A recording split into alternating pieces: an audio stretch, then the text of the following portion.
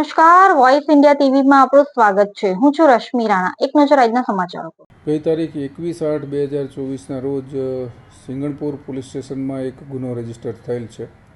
જે ગુનાની હકીકત એવી છે કે આ કામના ફરિયાદી બેન જે પોતે વિધવા છે, તેઓને સમાજના એક મેળાવડામાં આરોપી સાથે મુલાકાત થયેલી.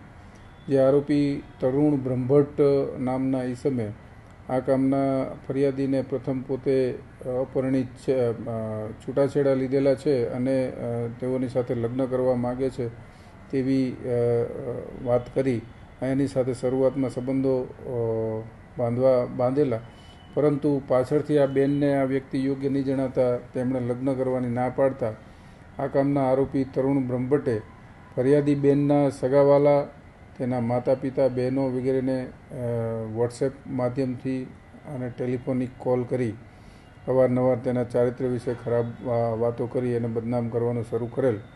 અને પોલીસ વિભાગમાં પણ પોતે જુદા જુદા પોલીસ અધિકારીઓના નામ ધારણ કરી પોતે પોલીસ અધિકારી બોલે છે એ રીતે Katargam, Singanpur police station, police control room Surat ખાતે પણ અવારનવાર ફોન કરતા તેઓના વિરુદ્ધમાં જુદા જુદા 4 જેટલા ગુના રજીસ્ટર થયેલ છે.